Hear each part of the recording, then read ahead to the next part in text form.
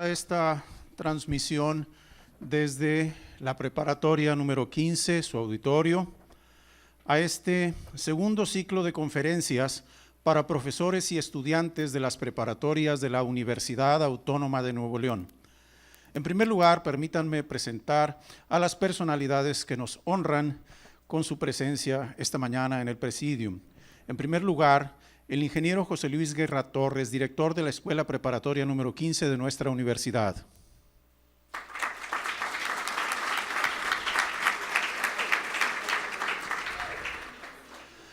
La maestra Diana Margarita Rodríguez Moncada, ella nos acompaña de la dirección del nivel medio superior de nuestra universidad.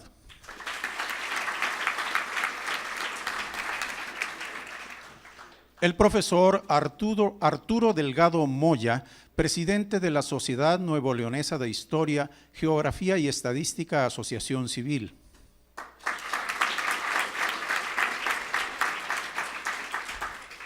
El doctor Antonio Guerrero Aguilar, nuestro conferencista este día.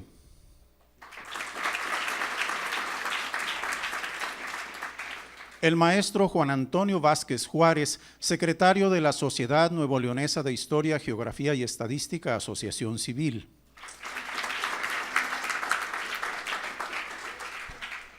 También nos acompañan en este recinto la maestra Gabriela Vivian, secretaria académica de nuestra escuela.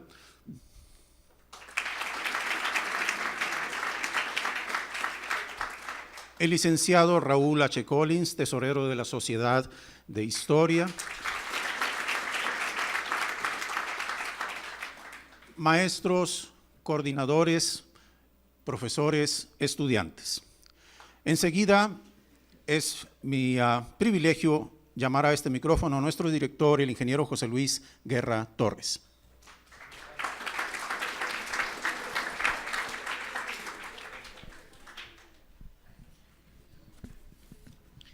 Muy buenos días, tengan todos ustedes. Cuando se es estudiante del nivel medio superior y estamos por iniciar un semestre y vemos dentro de nuestro horario de clases la materia de historia, pues pensamos muchas cosas, pero yo creo que agradables, yo creo que ninguna. Historia, qué aburrido. Pero ello obedece a que tenemos un prejuicio con esta materia a partir de una falsa premisa, que el estudiar historia consiste exclusivamente en memorizar fechas. Obviamente las fechas están ahí, innegablemente, pero el estudio de la historia es mucho más que memorizar fechas. Hacer un análisis exhaustivo de cómo se van ligando los acontecimientos hasta que en tal fecha se da el hecho histórico es sumamente fascinante, pero principalmente aleccionador. Tenemos que estar conscientes que conocer la historia es comprender nuestro presente y sin muchos riesgos de equivocarse, poder hacer una prospectiva de nuestro futuro. Los tiempos actuales son muy turbulentos y muy difíciles. El país se encuentra inmerso en una situación muy compleja, donde la corrupción se ha hecho presente en todos los niveles de la sociedad, donde el crimen organizado se ha infiltrado hasta nuestras propias instituciones de seguridad, donde carecemos de dirigentes políticos de altura, donde nos urge una reforma integral a nuestro sistema democrático, donde nuestra economía está en crisis y la salud de nuestro pueblo en riesgo. Es por eso que ahora más que nunca cobra vital importancia el estudio de la historia. Necesitamos hacer una prospectiva a mediano plazo para hacer una planificación a corto plazo y empezar a modificar nuestra sociedad ya. A todo el personal de la Preparatoria 15 nos honra recibir a los distinguidos miembros de la Sociedad de Historia, Geografía y Estadística para este segundo ciclo de conferencias para profesores y estudiantes de las preparatorias de la Universidad Autónoma de Nuevo León. Sean todos bienvenidos, la Preparatoria 15 es su casa. Muchas gracias.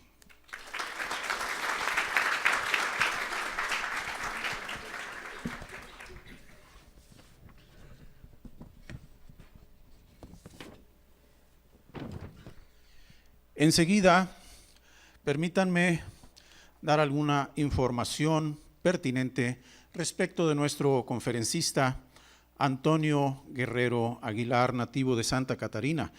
Es licenciado en Filosofía por la UNIVA de Guadalajara, con posgrados en Educación y en Historia de México.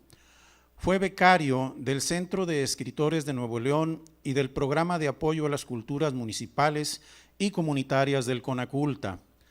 Se dedica a la docencia en distintas universidades de la localidad y a la promoción e investigación de la cultura y de la historia regional.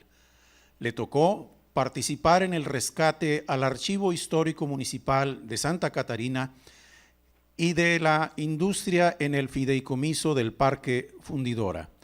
Desde 1987 es el cronista municipal de Santa Catarina y desde el 2010 preside la Asociación Estatal de Cronistas Municipales de Nuevo León. También desde 1987 pertenece a la Sociedad Nuevo Leonesa de Historia, Geografía y Estadística, Asociación Civil, que le entregó la medalla al mérito histórico Capitán Alonso de León en el 2010. Conduce semanalmente 2 programas de radio, uno por Frecuencia Tech y el otro por Radio Nuevo León, autor de 41 trabajos publicados sobre historia. El doctor Antonio Guerrero Aguilar nos hablará esta mañana sobre la cristiada, la rebelión cristera. Démosle un fuerte aplauso. Invito a nuestros compañeros a pasar al público. Muy buen día, muchachos. Es un honor estar en esta Prepa 15, muy conocida por 2 cosas: por las tostadas que venden en los alrededores y tal vez por las muchachas más guapas de todas las prepas de la Universidad Autónoma de Nuevo León. En esta ocasión les vengo a platicar sobre un acontecimiento, un periodo que abarca 3 años, hacia 1926 y 1929, que se llama la Guerra Cristera o la Cristiada. Tiene mucho que ver en un periodo de historia y efectivamente, decía el señor director, hemos visto con mucha complicación y a veces con tristeza, que las materias a lo largo del transcurso de nuestras vidas hemos visto cómo la apreciación o la actitud que nosotros tenemos frente a ciertos cursos o materias han ido modificándose. Cuando yo estudiaba la secundaria, la preparatoria, teníamos en las ciencias sociales o en las humanidades como el nicho o el lugar donde nosotros podíamos ubicarnos y sacar buenas calificaciones para subir los promedios, y en cambio había materias complicadas como física, química o matemáticas, y que ahora los muchachos son muy buenos. Yo lo veo, lo aprecio, soy profesor también de preparatoria, y veo que los muchachos son muy buenos para otras disciplinas y que en cambio el estudio de la historia es bastante complicado. Se nos presenta, en primera instancia, porque pensamos que la historia consiste única y exclusivamente en narrar acontecimientos que ya pasaron. Y lo peor del caso es que como ustedes están jóvenes, nos enfrentamos a una disyuntiva. Aquí la primera fila me va a dar la razón, en cuanto que nosotros, como ya pasamos los 20, 25 años, 30 años, vemos la vida en perspectiva y nos acordamos de lo que ya pasó. En cambio ustedes, como andan entre los 15 y 17 años aproximadamente, ven la vida todavía como una serie de grandes oportunidades que tienen y que se les presenta un porvenir, un futuro del que todavía no forman parte, pero que tienen que ir edificando y construir a partir de ahorita. Entonces, ¿la historia para qué? Si tienen poco tiempo y las referencias que tienen en sus casas con sus papás o con sus abuelos, pues bueno, tienden a desarrollar y a decirnos que todo tiempo pasado fue mejor. Yo creo que no, el mejor tiempo es el que estamos viviendo. Entonces, ¿para qué estudiamos historia? Lo hacemos por necesidad del pasado, en primera instancia. En segundo, porque somos parte de esa historia. Y en tercer lugar, porque la historia nos brinda una identidad y nos hace sentirnos partes de un grupo, de una sociedad, y nos hace conocernos a nosotros mismos. De ahí que decía, vamos a hablar de temas religiosos y voy a estar refiriéndome de vez en cuando a citas de religiosos, pero en una ocasión Juan Pablo II a los jóvenes se refería de que la historia es el espejo donde todas las culturas se ven. Fíjense qué interesante reflexión, pero también quiero relacionar otra cuando señala que el grado de madurez de la persona depende necesariamente de la capacidad de aprendizaje que tienen los muchachos. ¿Qué tan maduros son? ¿Qué tan dispuestos? ¿Qué tanta actitud? ¿Qué tanta posibilidad? ¿Y qué tantas ganas tienen ustedes de estudiar? Entonces agradezco la invitación, en este caso en primordial, primera instancia al señor director, al señor presidente de la Sociedad Nuevo-Leonesa de Historia, Geografía y Estadística, al maestro Arturo Delgado Moya. Somos parte de un organismo, una asociación civil que tiene 50, 60 años de estar inmersos en la historia de Nuevo León y nos dedicamos a investigar, no porque a lo mejor si ustedes van al Museo de Historia Mexicana nos van a confundir con alguna pieza de museo de los que estamos ahí, pero necesariamente estudiamos historia y ustedes lo podrán ver aquí en este símbolo, en este escudo, que lo ven repleto de cadenas. Las cadenas en la historia representan, muchachos, la concatenación de acontecimientos y que estos se dan a través de una causa o de un efecto.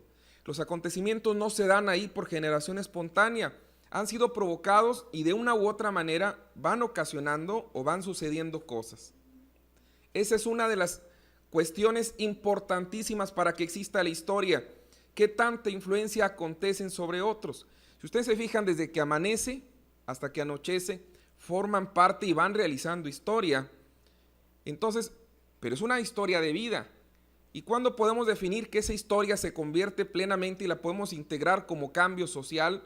Bueno, cuando esas cosas que ustedes están haciendo tiene una repercusión, tiene un eco en otras, y en este caso, ¿cuál sería la diferencia en que ustedes, por ejemplo, se levanten y se laven los dientes y vengan y estudien en la preparatoria? Bueno, a lo mejor la causa es que al lavarse los dientes, pues van a evitar una caries, pero si ustedes vienen a estudiar la preparatoria, se están capacitando para tener un modo de vida, una manera efectiva de enfrentarse ante la vida, pero sobre todo para ser honestos y congruentes con el lema de la Universidad de Nuevo León, alentando la flama de la verdad. De ahí que viene la palabra alerem flammam veritatis, ¿sí la han escuchado, verdad? Una vez escuché decir en la Facultad de Arquitectura, alerem flammam veritatis, y si no estudiatis, te fregatis. No creo que sea así el caso con ustedes. Pues fíjense que la palabra alumno, muchachos, viene en latín alis ale alere. ¿Y quién es significa alimentar, significa cuidar? ¿Y quién es el alumno? Pues el alimentado, es el cuidado. Decía San Juan Bautista de la Salle, que solamente los niños y los que duermen son los que merecen ser cuidados. Dice, qué bonita alegoría. Y por eso ustedes vienen aquí a la preparatoria para ser cuidados y promovidos. Hay otra palabra que se deriva de la palabra alumno, pero es italiana. Si les gusta ahorita el fútbol, el director técnico de la selección, de los equipos italianos de fútbol, le llaman allenatores. El allenatore es el director técnico, es aquí como decíamos el Bucetich o Tuca, Ferretti u otros de los directores. Pero ¿saben cuál es la intención del allenatore? Alentar a los jugadores a que corran, a que no se dejen, a que empujen siempre, a que no se, perdonen la expresión, a que no se rajen y que siempre estén dispuestos. Esa es una intención y actitud que nosotros debemos tener frente a la historia. Ahora, entrando al tema que nos interesa, nosotros vamos a hablar de la cristiada o de la guerra cristera. Esta sucede entre 1926 y 1929. Es un periodo de la Revolución Mexicana. Ustedes saben, la revolución inicia en 1910, pero no sabemos cuándo ha acabado. Es más, algunos dicen que todavía no debe terminar porque hay deudas. Hace un año estábamos conmemorando el centenario como el bicentenario de la independencia y de la revolución y decían, oye, ¿cuándo termina la revolución? Pues no sabemos, porque las deudas y las causas que buscaron aquellos que se levantaron en armas hace 101 años, de pronto nos damos cuenta que estamos por ahí todavía, perdonen la expresión otra vez, en deuda con las promesas que ellos nos hicieron. Algunos dicen que la Revolución Mexicana inicia y termina con una muerte y un destierro. Dicen que inicia, por ejemplo, con la muerte de Álvaro Obregón en 1928, cuando se quiso reelegir, y el destierro de Plutarco Elías Calles en 1934, esto lo dice Carlos Fuentes, y que termina también con una muerte y un destierro, la muerte de Luis Donaldo Colosio, en 92, 93, 94, ¿verdad? Y el destierro de Carlos Salinas de Gortari también en el 95, ¿se acuerdan del error de diciembre? A lo mejor estaban ustedes naciendo, pero vino Carlos Salinas de Gortari a hacer una huelga de hambre aquí a Monterrey, porque Ernesto Zedillo le dijo, o te calmas o te metemos al bote. Ya habían metido a Raúl Salinas de Gortari a la cárcel, entonces se veía una complicación. Ahora, hablamos de revoluciones, y esta en cierta medida, muchachos, es una revolución que se desarrolla a partir de un periodo que ahorita se los vamos a ir presentando, y que es el siguiente. Se adelantó de más. ¿Qué es la cristiada? La cristiada necesariamente nos lleva a entender la palabra de Cristo. Cristo es una palabra de origen griego que significa el ungido y que fue referida precisamente al Mesías, y que después les llaman así a todos aquellos que siguieron la religión cristiana. Originalmente no nos decían cristianos, muchachos, nos decían los del camino, por aquello de que yo soy el camino, la verdad y la vida. Y no era la cruz lo que representaba a los cristianos, era un pececito que viene del griego ixus, y el ixus es un anagrama que literalmente significa Jesús Christos, huius tuteus soteros, Jesucristo, Hijo de Dios Salvador, y que los mártires, a quienes sacrificaban durante las persecuciones cristianas en Roma, dejaban el pececito en las tumbas, en las catacumbas, lugares ocultos, porque los romanos eran muy cuidadosos y procuraban no pisar los restos de los difuntos que tenían ahí, que llaman a veces como reliquias. Hasta el siglo III de nuestra era, después con el edicto de Milán, Constantino se convierte al cristianismo, y se da bajo una cuestión muy interesante. Constantino iba a luchar con otro general romano llamado Magencio.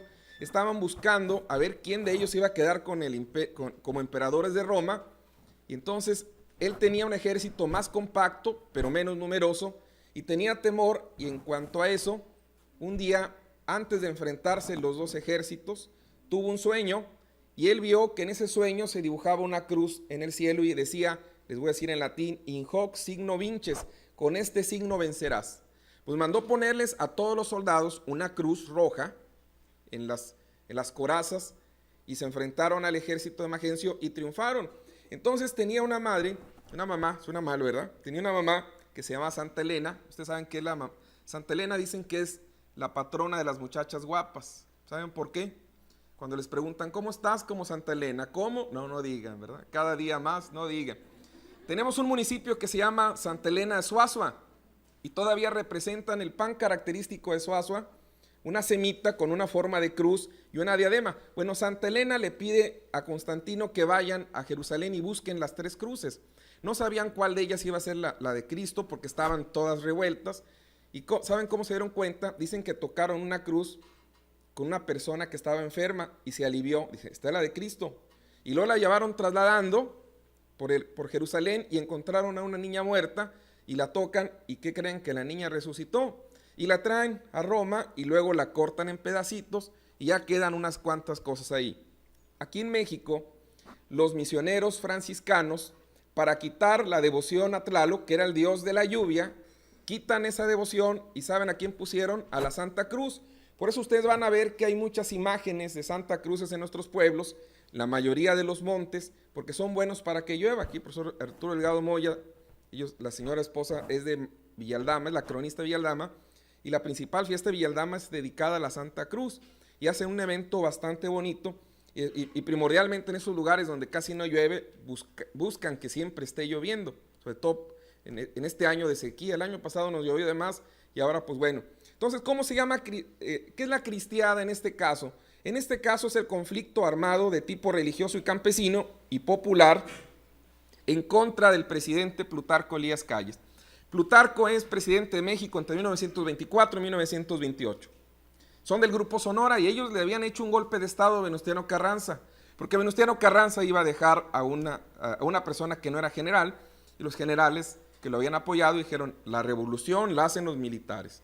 Y en consecuencia, en el plan de Agua Prieta, habían provocado que iba a ser presidente de la República Álvaro Obregón, Plutarco Elías Calles y otra persona que se llamaba Adolfo de la Huerta. Pero de pronto Adolfo de la Huerta como que también le hicieron una mala jugada y solamente quedaron Álvaro Obregón como Plutarco Elías Calles. Y Plutarco, cuando es presidente de la República del 24 al 28, se enfrentó a distintos problemas. Uno, una rebelión contra los militares, pero sobre todo también con la iglesia, porque la Constitución de 1917, ahorita se las voy a decir, establecía que la religión es un acto de conciencia y que ésta solamente se tiene que dar en los templos o en las casas y no se tiene que dar fuera de. ¿Dónde se desarrolla? Para muchos no es una revolución como tal, porque no tiene esa magnitud o esas características importantes de nacional, porque la encontramos que se focaliza en el estado de Jalisco, en el estado de Michoacán, en el estado de Guanajuato, preferentemente en el centro y en el occidente del país. Hay pequeños brotes. Nosotros sabemos, por ejemplo, aquí en Parras de la Fuente, unos muchachos que pertenecían a la Acción Católica, los llevaron al panteón y los fusilaron. Aquí en Nuevo León no hubo episodios más que cerraron los templos. Y siempre se han dicho, ¿es que mandaron cerrar los templos? No, quienes mandaron cerrar los templos como una manera de reacción contra la iglesia, contra el gobierno, fueron los mismos obispos. Les dijeron a los padres, oigan, cierren porque no nos dejan oficiar misa, no nos dejan sacar a la Virgen, no nos dejan hacer liturgias, ni ceremonias del pueblo y demás, cada quien que se salga. El problema o la gota que derramó el vaso es cuando en 1921 inauguran el monumento a Cristo Rey. Este está en el Cerro del Cubilete, en Silao, Guanajuato. Para muchos es el corazón geográfico de México. Y ahí desde tiempos ancestrales iban y beneficiaban a una imagen de Cristo Rey. Entonces cuando ponen la primera piedra, que por cierto esta imagen, muchachos, es de un escultor novoleonés llamado Fidias Elizondo, y que está ahí. Entonces cuando erigieron el monumento a Cristo Rey en el Cerro del Cubilete, el arzobispo Mora y del Río señaló que era la oportunidad de entronizar al Sagrado Corazón de Jesús sobre toda la República. Y esto siempre se ha generado, porque ustedes saben que México es muy guadalupano y siempre se ha dado la idea de que la Virgen de Guadalupe con su manto protege a nuestro país y demás. Ahora también decían que como el pueblo de México siempre ha sido eminentemente católico, hoy casi es el 89-90% de los mexicanos que profesan la religión católica, el resto pertenece a otras denominaciones de índole religiosa. Había la complicación, y más en este tiempo, cuando querían dar a entender al gobierno de la República de aunque eran masones, eran socialistas, como así los acusaban, los que tenían el control eran los obispos y los arzobispos, porque ellos tenían ascendencia espiritual o moral o de conciencia sobre los fieles, especialmente cuando ustedes van y se confiesan, o el padre desde el púlpito les dice la importancia y lo que tienen que hacer. Entonces era una manera de decir, oye, nosotros vamos a poner a Cristo Rey como patrón de México, te guste o no te guste. Y la primera piedra se puso el 11 de enero de 1923 y el que fue y la colocó se llamaba Ernesto Filippi, fíjense, de origen italiano, y entonces dijo el gobierno de la República, ¿saben qué? Ya la regaron, porque para empezar no tienen por qué estar haciendo ceremonias litúrgicas, religiosas, fuera de los templos. Y eso viene en la Constitución de 1917, en la que dice que el culto externo está prohibido por la ley. Y además, decir eso es un acto de desobediencia, por lo que ordenó suspender la construcción del monumento, además de correr a Monseñor Filippi, a quien consideraron un extranjero pernicioso. Entonces, un periódico de Guadalajara, llamado El Obrero, inició una campaña para adoptar el grito de batalla.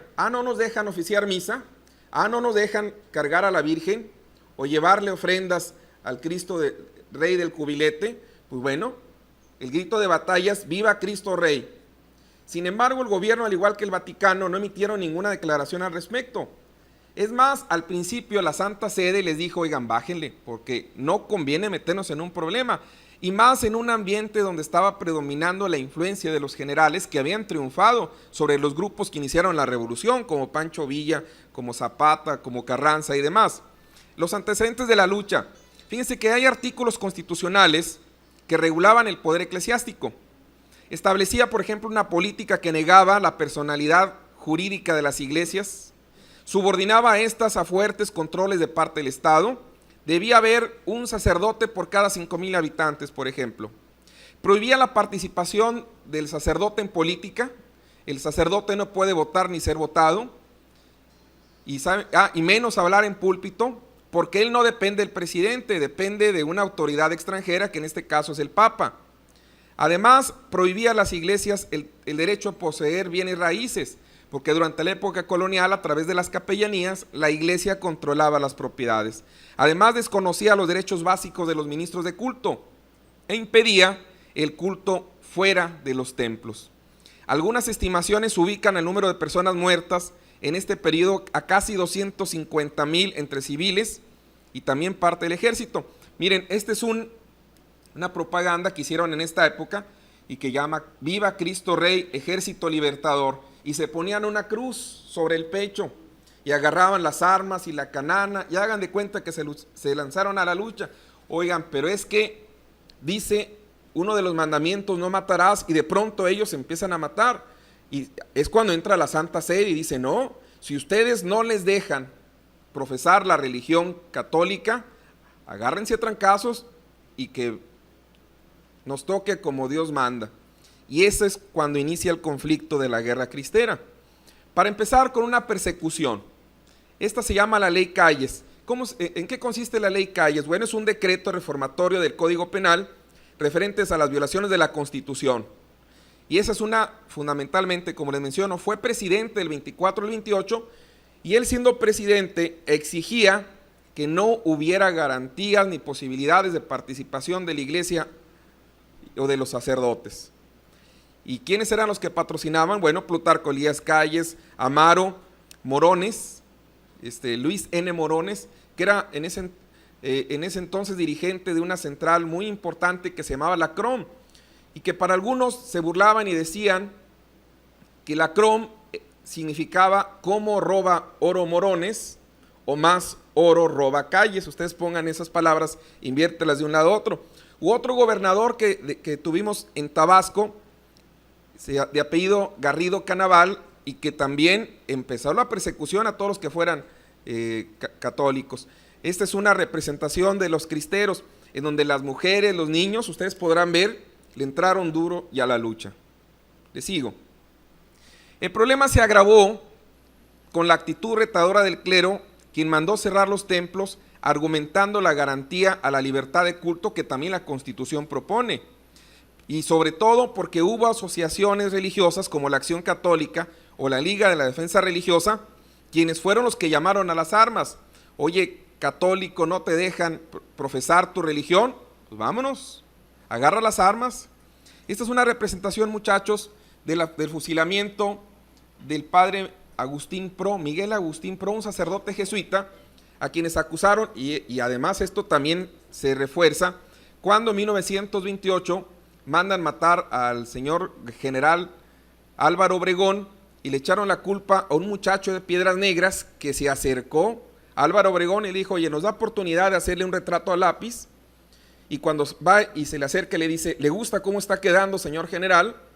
Ya Álvaro Obregón había ganado la presidencia de la República, y en eso aparentemente dicen que este muchacho, ahorita me acuerdo el nombre, saca una pistola y lo mató.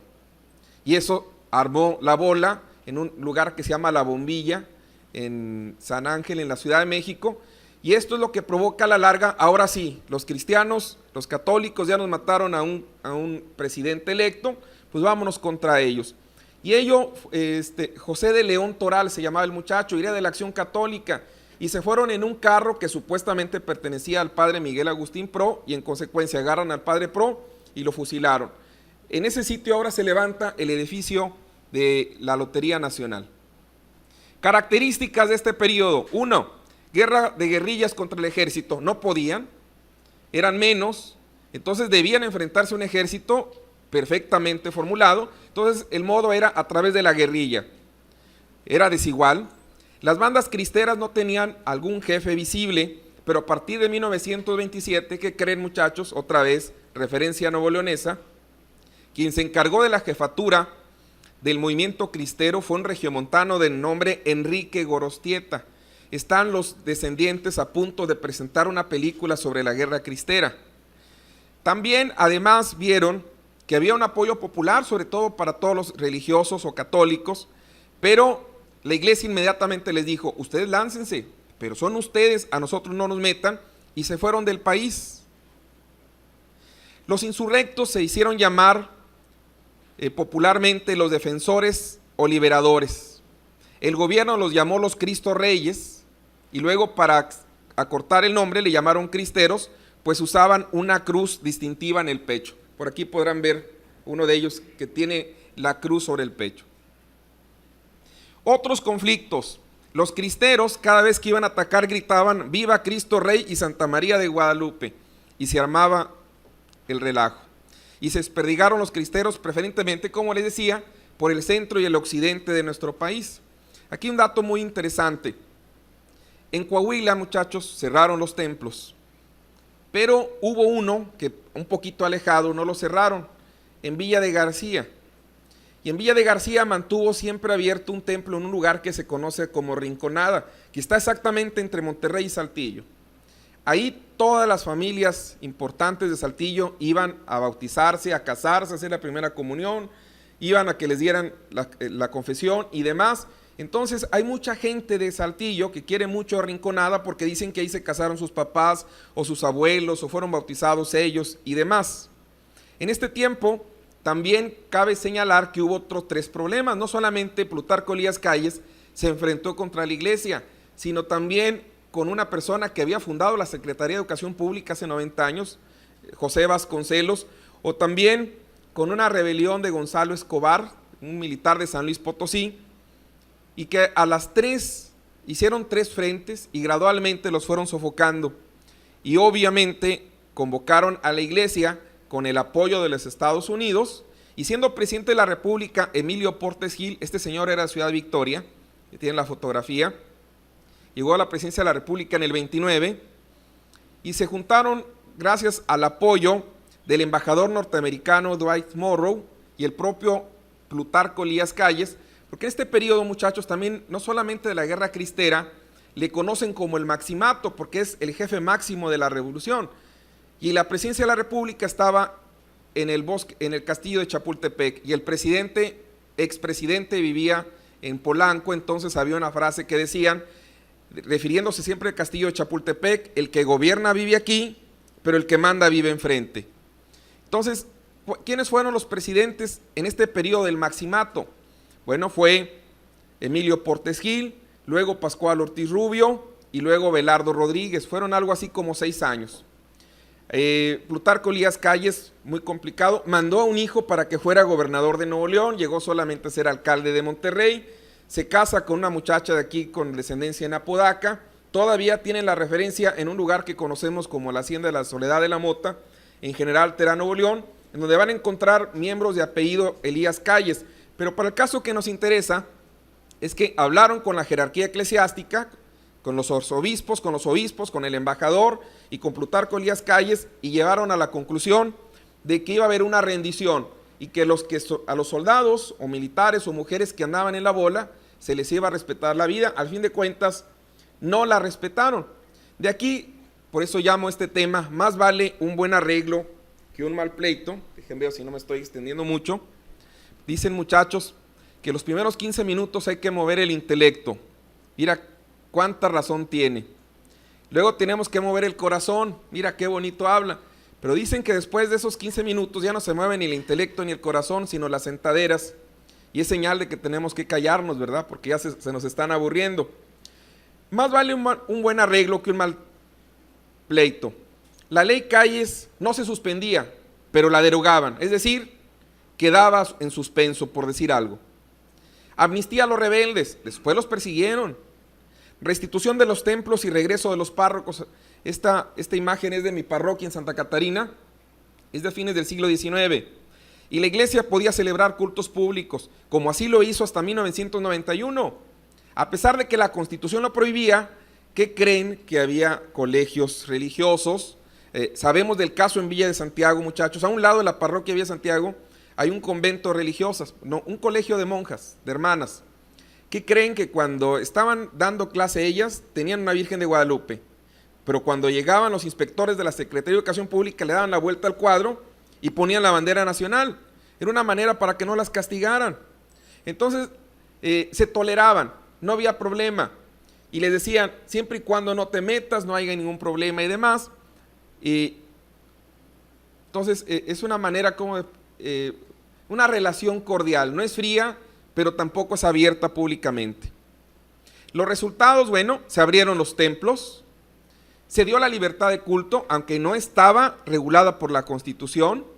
Sabemos que murieron algo así como 90,000 combatientes muertos en 3 años, al menos del ejército, más 12 generales, 70 coroneles. Pero también en este periodo, muchachos, hablamos de lo que conocemos como en la Iglesia de los Mártires, porque a todos los que agarraron y mataron y torturaron y golpearon y demás, la Iglesia los promueve de una manera impresionante.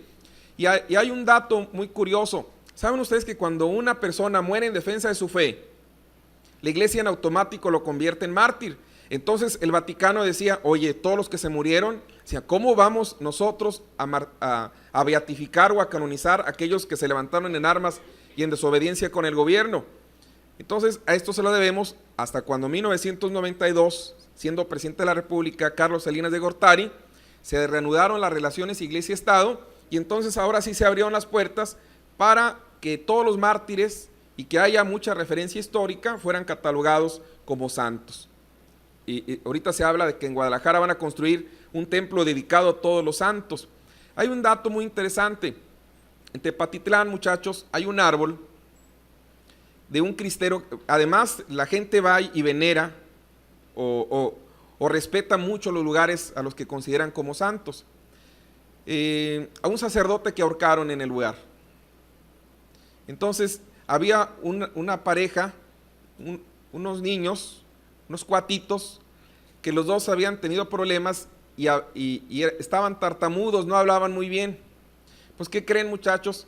Que cuando ahorcaron a ese sacerdote, la madre, pensando que el sacerdote tenía cualidades sagradas o santas, fue y agarra a los niños y les dice, agarren con la lengua al sacerdote para que les regrese el habla. Entonces un niño se asustó. En cambio el otro, pues imagínense que los pongan delante de un ahorcado, de un muerto, pues, ¿quién le va a querer dar un beso? Bueno, si es un ser querido a lo mejor lo hacemos, pero si es un desconocido pues nos asustamos, y más siendo chiquitos. Pues dicen que uno de los niños, el que le dio el beso o lamió el pie del sacerdote, dicen que recuperó el habla. Y a mí me tocó ver en ese lugar en Tepatitlán a esa pareja de niños que decían, yo hablo bien porque yo sí le di el beso al sacerdote, y mi hermano no habla bien porque él tuvo miedo, y el otro hablaba así como gangoso y tartamudeaba de una manera bastante extraña. Pero bueno, quién sabe qué situación habrá ocurrido. El caso es que se da una tolerancia de respeto Iglesia-Estado, pero siempre al margen de la ley.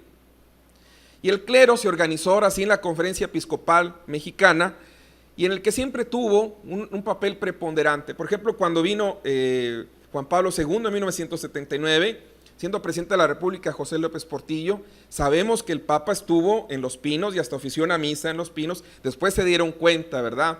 Y que siempre había relación, o que a lo mejor los sacerdotes empezaban acá por debajo a echarle al gobierno y los regañaban o los perseguían, y a veces nos tocó en Anáhuac, Nuevo León, una situación bastante interesante, que después si nos invita el director se las platicaré, porque hay muchos episodios ahí en Ciudad Anáhuac, Nuevo León.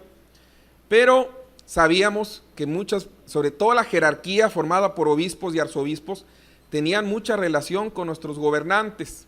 La cuestión es que en 1929 termina la Guerra Cristera, y eso consolida en buena medida la influencia de Plutarco Elías Calles, y se cataloga y queda como jefe máximo de la revolución. Y entonces establecen que, siendo el último triunfador de los jefes revolucionarios, el país debía dejar de ser un país de caudillos y formar un periodo de instituciones, y forman el Partido Nacional Revolucionario, que después se convierte en Partido de la Revolución Mexicana, PRM, y luego ya en Partido Revolucionario Institucional, y todas esas cuestiones. Pero a raíz de esto, muchachos, porque ustedes lo tienen que ir incorporando como una manera para sus estudios, y de la historia además, y esto a lo mejor puede ser un buen tema para que lo planteen como cultura general. Pero nosotros nos vamos y se van a quedar a ustedes aquí con sus maestros en la Prepa 15. Yo les quiero pedir, ahorita el señor director hablaba de que a veces se nos dice que la historia está compuesta por fechas, nombres y datos, definitivamente, pero es más que eso. La historia es algo que repercute y está continuamente en nuestra vida. Ustedes tienen una historia, sus papás tienen una historia, ustedes son parte de la historia y construyen una historia. Ahora, ¿por qué habemos historiadores que sabemos fechas, nombres y datos? Porque representan o significan algo. Sus profesores a esto le llaman aprendizaje significativo. El aprendizaje significativo es el que se da para la vida. Ese es el lema de la universidad, ¿no? Formar para la vida. Pues bueno, ¿cómo que no se nos olviden cosas? Es más, pregúntenle a sus mamás. Si son muchos de familia, les aseguro que si le hablan ahorita a su mamá va a saber cuánto pesaron al nacer, cuánto medía su piecito, si se enferman o si les da migraña, y les dice, y la mamá sabe todo, y sabe lo mismo del papá, de su mamá, de sus otros hermanos y demás. ¿Y saben por qué? Porque su mamá, en lugar de guardar las cosas en la cabeza, las guarda en el corazón. Ahora van a decir, profesor, el corazón no conoce. No, pero decía Santo Tomás de Aquino que no solamente conocemos con la cabeza, sino con el corazón. Pero no podemos hablar del corazón como esta bombita que tenemos aquí, muchachos, y que es el eje rector de todo el sistema circulatorio, y además es lo que nos da la vida, porque manda la sangre a todo nuestro organismo. Pero tal vez se refieran fundamentalmente a lo que llaman inteligencia emocional u otras cualidades de nuestra memoria o de nuestro cerebro que están relacionadas en la disponibilidad, en la actitud por aprender y guardar las cosas que representan o dicen algo para nosotros. La palabra recordar tiene su origen en la palabra latina cor cordis, que viene de corazón. Entonces, cuando hablamos de recordar, nos estamos refiriendo necesariamente a volver a pasar las cosas sobre el corazón. Y a lo mejor eso nos hace a veces un poquito pensar con nostalgia, con melancolía, porque necesariamente son cosas que nos afectan y que nos mueven, son cosas emocionales. Nosotros debemos canalizarlas y adecuarlas a partir de que con esos datos nosotros podemos establecer pautas de conducta y disponibilidad para seguir aprendiendo.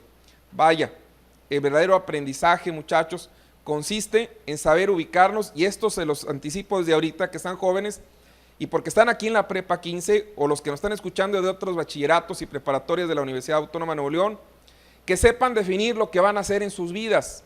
Con ello ya fregamos, el éxito está asegurado. Muy amables.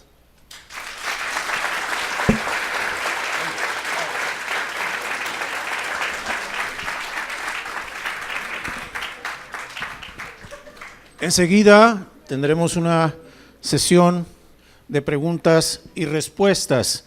Entonces, este es un tema muy polémico. Estoy seguro de que algunos de ustedes tienen inquietudes respecto de lo que acabamos de escuchar. Si alguien tiene alguna pregunta, por favor, es el momento.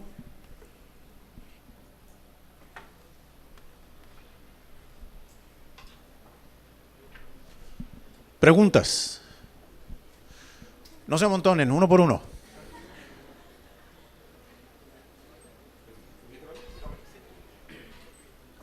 Sí, gracias, buenos días.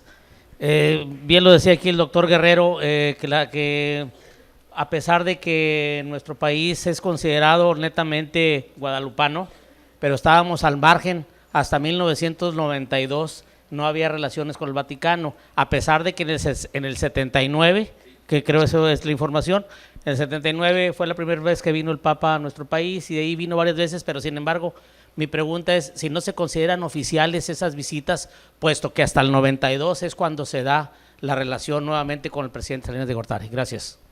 Sí, es oficial en cuanto que la Santa Sede es un país reconocido y el Papa, bueno, es jefe de Estado y le llaman dicasterios a todas las secretarías de Estado vaticanos. Entonces, el Papa vino como un presidente de un país, que nosotros no lo consideremos como tal, lo veíamos como Papa, que por cierto la palabra Papa viene en latín Petrus Apostoli Accipiem Potestam, que significa el que recibe la potestad del apóstol Pedro. Ustedes saben que es el sucesor de Pedro y por eso está en la Santa Sede, y es pontífice porque además es el que cuidaba los puentes, originalmente en el río que cruza la ciudad de Roma, y ahora nosotros llamamos pontífice porque se supone que es el que tiene las llaves para enlazar el cielo con la tierra, y esas cuestiones. Fue oficial en cuanto que fue jefe de Estado, pero no.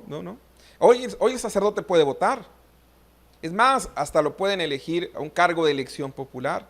Hemos sabido de religiosas que han sido hasta sacerdotes que han formado parte de funcionarios de casilla cuando hay un movimiento electoral.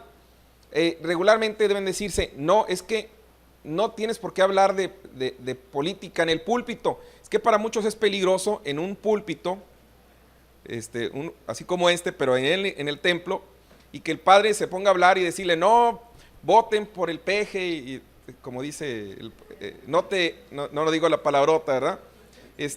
Y voten por él, porque, bueno, es otro boleto, no tienen por qué decirlo, además es otra función, pero aquí está lo extraño e interesante, de que a veces también la religión católica, a través de todo su sistema, de todo su cuerpo que llaman filosofía política, establece que la fe tiene implicaciones políticas. Dice, para empezar, la política es la búsqueda del bien común, y en consecuencia yo puedo decirle a mis fieles que la busquen, que ya ellos se quieran afiliar a un partido político es boleto, y es obligación, muchachos, sobre todo porque a veces nos quejamos de que vienen los gobernantes y nos pican los ojos. No, lo ideal es, para que no nos piquen los ojos, exigirles, no solamente hay elecciones cada 3 años, todos los días es una época de elección, elegimos desde qué me voy a poner, qué camiseta, ahorita con el frío, qué es lo que va con el pantalón, etcétera, etcétera. Siempre están, es más, ahorita están eligiendo qué carrera van a seguir.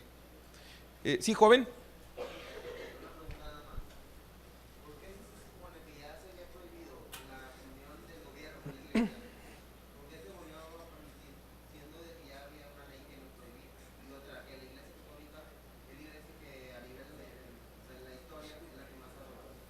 Sí, mire, fundamentalmente porque Salinas de Gortari fue el primer presidente que no llegó limpio a la presidencia, y lo refiero de esta manera: no llegó con la mayoría de los electores. El 51% o poco más del 51% de los electores no votaron por Salinas. Se distribuyeron entre Cuauhtémoc Cárdenas y en ese entonces por el Maquillo Cloutier. Entonces, dicen que una de las cuestiones para llegar y justificarse en la presidencia de la República además él hablaba de la modernidad, y la modernidad implicaba abrir las fronteras, la integración económica a mercados globales, el reconocimiento con la iglesia, que estaba perdido, pero también de una u otra manera acercarse a los empresarios. Entonces el presidente debía justificar su sexenio, y lo encontró en los Estados Unidos, en la Unión Europea, en la iglesia y en el empresariado. Y ustedes se fijan, empieza a desbaratar todo el sistema económico paraestatal y se lo cede a los empresarios, que decían que los empresarios podían administrar bien el país, y la función del gobierno es gobernar. Y ahora nos damos cuenta que Teléfonos de México hizo al hombre más rico del mundo. Entonces, ¿dónde estaba la ganancia? Se hubiera quedado en todo caso. Por eso se buscó la relación diplomática. Y ya siendo relación diplomática, eso también abrió la puerta para que otras denominaciones cristianas dijeran, oye, aunque seamos poquitos, yo también quiero participar en ese reconocimiento. Entonces la Secretaría de Gobernación mantiene un registro de todas las denominaciones religiosas en México. Y por eso, si ustedes se fijan, tiene el nombre y luego las siglas AR, Asociación Religiosa, todas. Aunque si yo formo una iglesia de 50 seguidores, la iglesia antoniana, perdón la expresión, bueno, y la registro ante gobernación y soy su máximo pontífice entre ellos, ya me reconocían. ¿Alguna otra pregunta? Ñáñaras, planteamientos, cuestionamientos, enojos. ¿No se me durmieron, muchachos? ¿Seguros, seguras? Yo vengo todos los miércoles aquí con los de la competencia, a Frecuencia Tech. A las 12 tengo los programas de radio, 94.9. Y ayer dije que iba a venir aquí a la prepa, entonces, por si pueden escuchar y les deja también el director que prenda en radio. Hablamos temas de historia y cultura. Ayer estábamos hablando ¿de qué hablamos, profesor? De Sor Juana Inés de la Cruz, 360 años de nacida, 12 de noviembre. Y Sor Juana es una historia bellísima, una muchacha muy guapa y muy inteligente. Y la próxima semana vamos a hablar de doctor González y así vamos, si nos pueden escuchar y estamos dispuestos a que nos sigan invitando. Si no los agüité. Yo empecé a dar clases hace muchos años en una prepa que indirectamente o directamente siempre nos refería a las 15, a la prepa 23 ahí en La Fama, allá de los Coyotes. Entonces siempre, los libros, los exámenes de la 15, todo era 15, todo 15. Y no conocía las 15 hasta ahora. Y espero que no se hayan llevado mal concepto de un servidor. ¿Quién?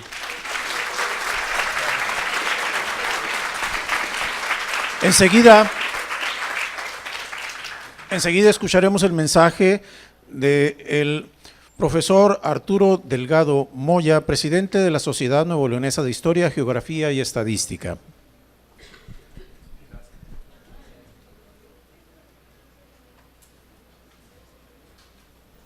Sí, gracias.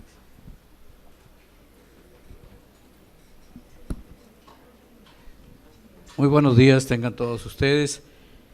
Saludamos con afecto a los directivos de esta preparatoria número 15, su director, a nuestro conferencista, él es doctor en historia, Antonio Guerrero, y bueno, a los maestros de la institución, a los estudiantes que nos ven, nos escuchan desde cualquier preparatoria de la universidad en todo el estado.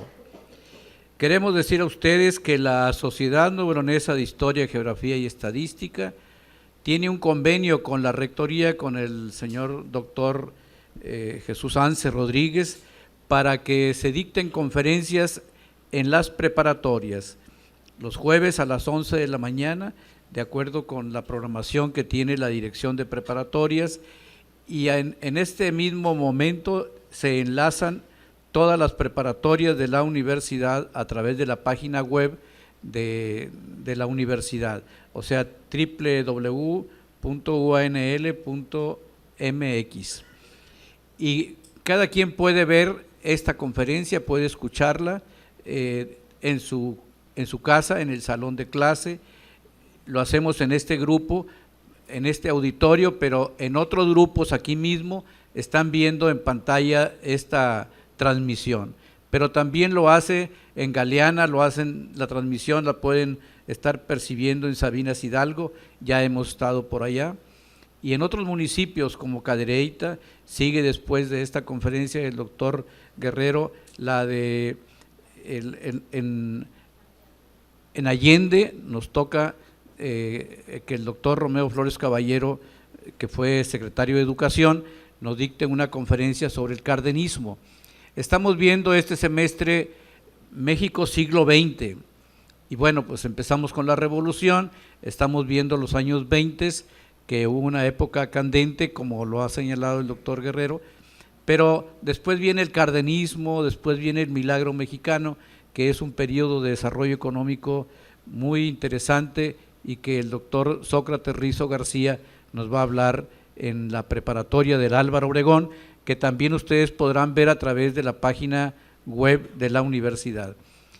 ¿Por qué el rector está promoviendo estas conferencias? El doctor Anser tiene mucha claridad en que el conocimiento de la historia nos permite formar una cultura de tipo social, una cultura histórica que nos permite identificarnos.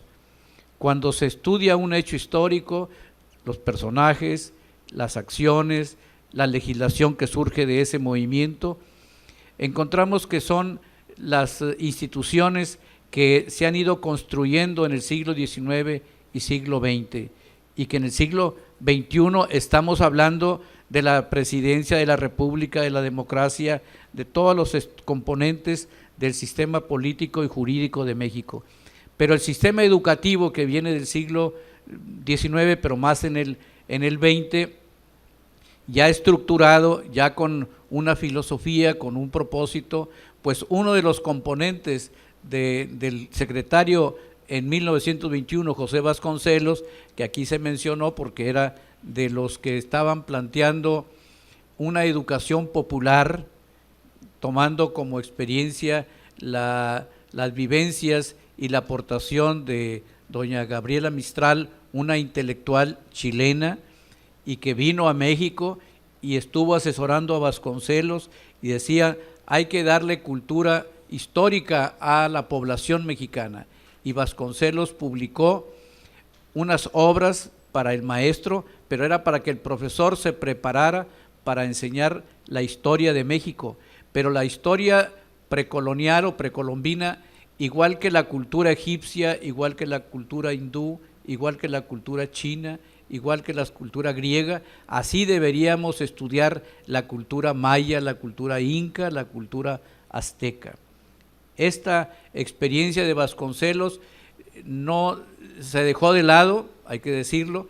Todavía en los años 60, en algunas escuelas secundarias donde nos tocó dar clase, estaban las estanterías llenas de libros que en su época se publicaron con Vasconcelos, y el secretario de Vasconcelos que estaba encargado de la biblioteca era Jaime Torres Bodet, un joven intelectual que después fue 2 veces secretario de Educación Pública, y a él le interesaba la enseñanza de la historia de México como una forma de dar un pensamiento, una identidad.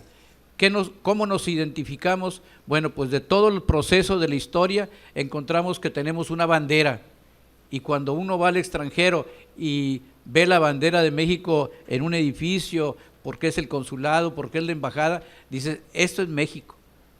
Hay algo que te identifica, y creo que el conocimiento de la historia nos permite entonces encontrar que somos mexicanos porque somos producto de ese proceso histórico, social, político, a veces violento, pero después se pacifica, y esto confiamos que suceda en estos tiempos de violencia, que no es una violencia política, es una violencia social que tiene otras motivaciones. Hacemos votos porque ustedes, en este periodo que les toca en preparatoria, y que estas pláticas esperamos les sirvan al maestro, les sirvan al estudiante, para tener otra información de ciertos acontecimientos históricos en esa finalidad que tiene la Rectoría y que la Sociedad de Historia tiene como compromiso intelectual, moral, con los universitarios, formar una conciencia nacional para entendernos, para practicar la vida democrática que esperamos se consolide en nuestro país, y que ustedes tengan el mejor de los éxitos en su vida estudiantil, profesional. Muchas gracias.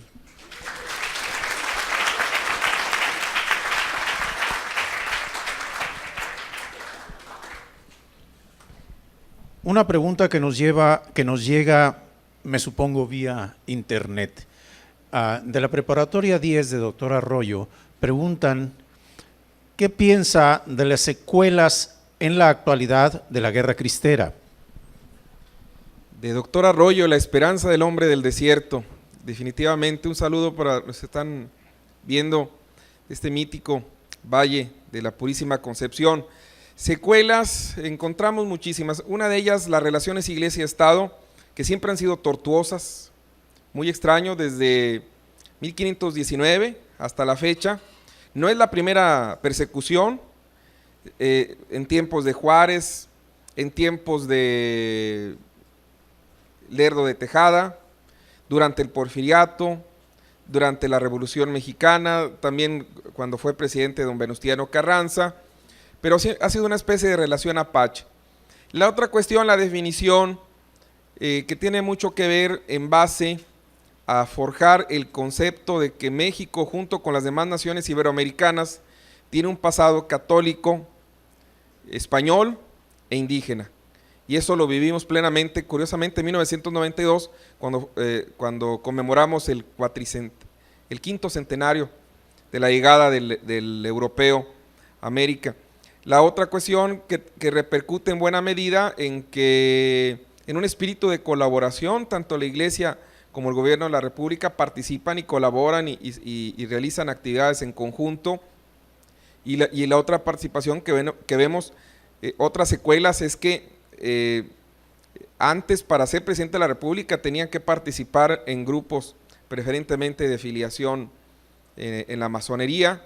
Hoy no, ahora se dice que tienen que participar o ser miembros del Regnum Christi, de los Legionarios de Cristo o del Opus Dei. Acuérdense de Vicente Fox, creado con jesuitas, y la esposa Martita Sagún era de los Legionarios de Cristo, y Felipe Calderón Hinojosa formado con maristas, y así, ¿verdad? Entonces, pues ahora nos vemos que hay una preponderancia también en lo religioso sobre lo público, y a veces nosotros elegimos que nuestros familiares o hijos acudan a instituciones de formación religiosa, le llaman escuelas confesionales, pero también los que tuvimos la oportunidad de estar en escuelas públicas y nos formamos en ese ambiente, pues yo se los digo, y porque he estado en la oportunidad desde preescolar hasta mi secundaria, la hice en escuelas públicas en Santa Catarina, y después me formé en escuelas también públicas o privadas, y muchas de ellas hasta religiosas. Yo no veo diferencia, la diferencia es de la persona que se revela ante los actos decisivos de su vida. No importa si están en el TEC, la UDEM, la UNI, de nada serviría que estén en la mejor universidad si ustedes no le echan ganas. Y así muchas secuelas que podemos encontrar, pero entre ellas puedo enumerar esta que usted se refiere.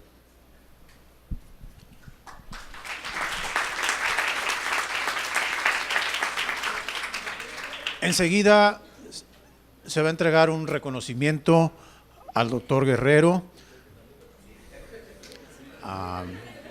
No tengo noticia de ningún cheque, lamentablemente.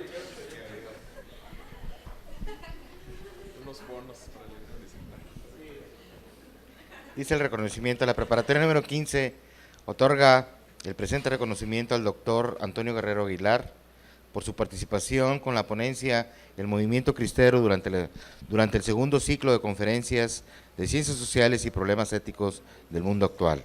Alere Flamen Veritatis, José Luis Guerra, director, Monterrey, Nuevo León, 10 de noviembre del 2011. Muchas felicidades.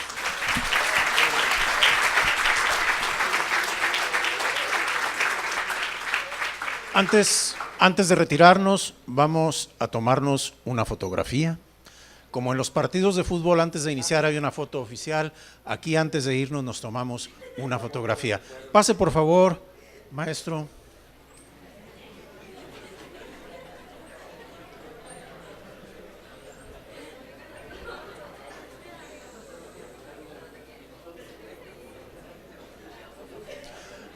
Esta transmisión en este momento la despedimos.